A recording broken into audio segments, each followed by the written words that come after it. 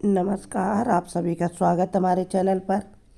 हमारे सनातन धर्म में देवी देवताओं को भोग लगाया जाता है और जिसको बाद में उठाकर प्रसाद के रूप में बांटा जाता है, पाया जाता है उसको बड़ी ही श्रद्धा के साथ। और इसको अमृत के समान पवित्र माना जाता है और उपयोगी भी माना जाता है।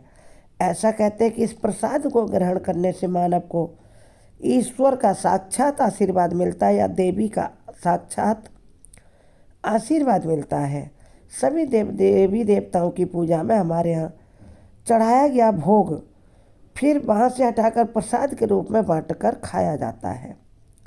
लेकिन कभी कभी ऐसा सुना जाता है कि शिवलिंग पर चढ़ा हुआ प्रसाद नहीं खाना चाहिए, इसको खाने की मनाही है। इसके कुछ कारण हैं और किस शिवलिंग का प्रसाद हमें खाना चाहिए और किस प्रकार के शिवलिंग का प्रसाद नहीं खाना चाहिए, और किस शिवलिंग का चढ़ा प्रसाद खाना वर्जित है, और कौन से ऐसे शिवलिंग हैं हमारे देश में जिनका चढ़ा प्रसाद यदि हमें जिनका चढ़ा हुआ भोग यदि हमें प्रसाद के रूप में खाने को मिल जाए तो ख़त्म हो जाते हैं जीवन के सभी दोष।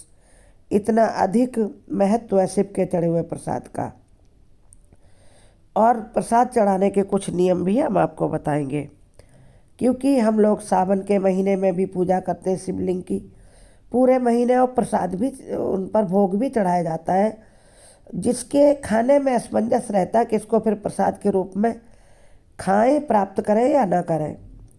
और सावन के सोमवार का भी व्रत करते हैं, अन्य साल भर के सोमवार का व्रत करते हैं, मासिक शिवरात्रि का भी लोग व्रत करते हैं, प्रदोष का भी व्रत करते हैं, और अभी तो साल की सबसे बड़ी महाशिवरात्रि भी आने वाली उसका भी लोग व्रत करते हैं। और तरह तरह के नाना प्रकार के भोग शिव पर चढ़ाए जाते हैं। तो इसमें हमें क्या सावधानी बरतनी है, कौन सा प्रसाद खाना है कौन सा नहीं। छोटा सा वीडियो, जुड़े रहिए हमारे चैनल से।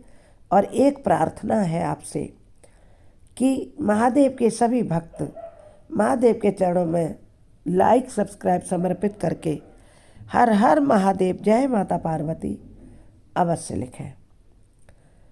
शिवलिंग पर चढ़ा हुआ प्रसाद क्यों वर्जित है, इसके भी कारण बताएंगे। शिव पुराण के अनुसार शिव जी के मुख से उनके एक गण चंडेश्वर प्रकट हुए, और चंडेश्वर यह भूत प्रेतों के प्रधान गण हैं, उनके मुखिया है भूत प्रेतों के। ऐसी मान्यता है कि शिवलिंग पर आप शिवलिंग के ऊपर जो शिवलिंग के टॉप में प्रसाद रख जैसे केला या कोई फल या कोई भी भोग चढ़ा देते हैं तो वह चढ़ा हुआ प्रसाद चंडेश्वर का होता है। यही वजह है कि शिवलिंग पर चढ़ा हुआ प्रसाद खाने के लिए मनाही की जाती है, भूत प्रेतों का भोजन ग्रहण करने के समान है, क्योंकि चंडेश्वर भूत प्रेतों के मुखिया हैं। इसी कारण शिवलिंग पर हम जो भोग चढ़ा देते हैं उसके ऊपर वह उठाकर खाना वर्जित है। लेकिन फिर भी कुछ ऐसे शिवलिंग हैं जिनका हम प्रसाद खा सकते हैं। उन शिवलिंग के बारे में जानेंगे, क्योंकि शिव पुराण की विश्वेश्वर संहिता, क्योंकि शिव पुराण में अलग अलग संहिता है, तो विश्वेश्वर संहिता का 22वां अध्याय वह हमें ऐसे शिवलिंग का प्रसाद खाने का चढ़ा हुआ भोग जो होता है वो प्रसाद फिर बनता है। चढ़ाते तब भोग कहते हैं, जब उसको पाते हैं हम लोग तब वह प्रसाद होता है। तो कुछ ऐसे शिवलिंग है जिनका खाना है प्रसाद, किसका नहीं खाना, चलिए जानते हैं।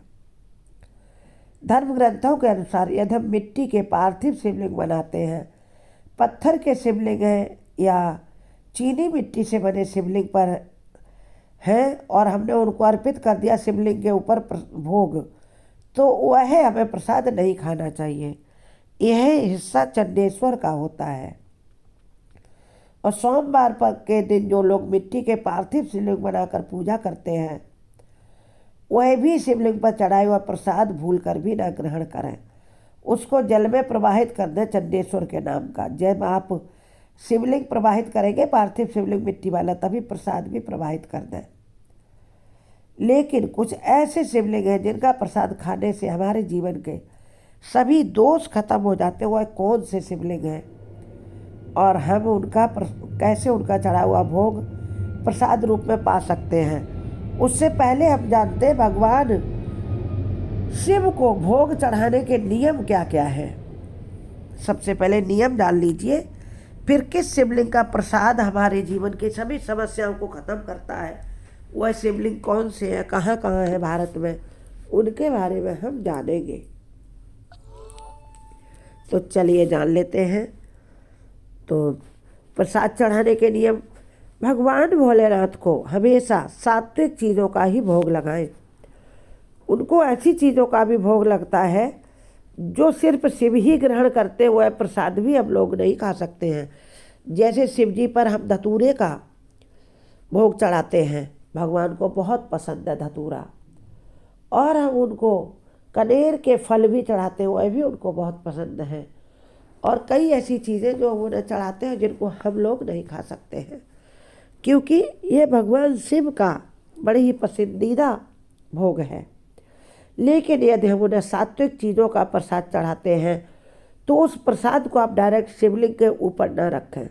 आप जैसे अन्य देवी देवताओं को भोग लगाते हैं, थाली में प्लेट में रखकर भोग लगाते हैं, वैसे ही शिव मंत्र के साथ शिव जी शिवलिंग के पास रख दें उस भोग को, और मंत्र के साथ उस भोग को भगवान भोलेनाथ को समर्पित करें। तो बाद में उस भोग को उठाकर आप प्रसाद के रूप में बांटकर खाएं, खुद भी और दूसरों को भी बांट सकते हैं। प्रसाद कभी भी जमीन में नहीं चढ़ाना चाहिए। जमीन पर रख देते हैं ना, कभी लोग पास में ज़्यादा भीड़ होती है, दूर शिवलिंग नहीं पहुंच पा रहे तो लोग जमीन पर रख कर चले आते, कभी ना रखें। कोई बर्तन रखें, बर्तन नहीं तो आप किसी भी वृक्ष का पत्ता ले सकते हैं, जैसे पीपल का पत्ता ले लें, केले का पत्ता ले लें, उस पर रखकर भोग लगा दें। और आप पीतल या चांदी आदि के धातु के बने पात्रों में भी शिव जी को भोग लगाएं। इससे शिव की महान कृपा प्राप्त होती है। और पूजा पूर्ण होने के बाद ये पात्र में जो आपने भोग लगाया है, चांदी या पीतल के में या किसी अन्य धातु के में, वह आप भगवान के पास से उठाकर श्रद्धापूर्वक आप सपरिवार पा सकते हैं। अब जानते हैं ऐसे कौन से शिवलिंग हैं जिनका प्रसाद हम पा सकते हैं, उनका चढ़ा हुआ भोग प्रसाद के रूप में पा सकते हैं। चलिए जानते हैं। यदि आपके घर में धातु के बने शिवलिंग हैं तो आप शिव जी को चढ़ा हुआ भोग बाद में प्रसाद रूप में खा सकते हैं।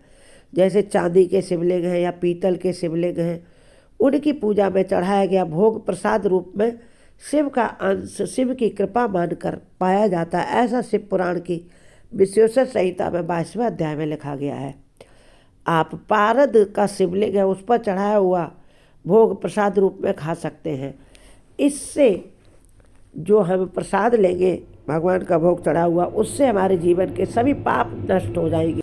ऐसे ज्योतिर्लिंग जिनको किसी भगवान के द्वारा स्थापित की गई है, जैसे सोमेश्वर ज्योतिर्लिंग है, चंद्रमा के द्वारा स्थापित है, रामेश्वर ज्योतिर्लिंग है, भगवान राम के द्वारा स्थापित है, ऐसे ज्योतिर्लिंग का प्रसाद भी हमारे लिए अमृत के समान है। यदि हम प्राप्त कर पाते हैं तो समझो भगवान की साक्षात कृपा है।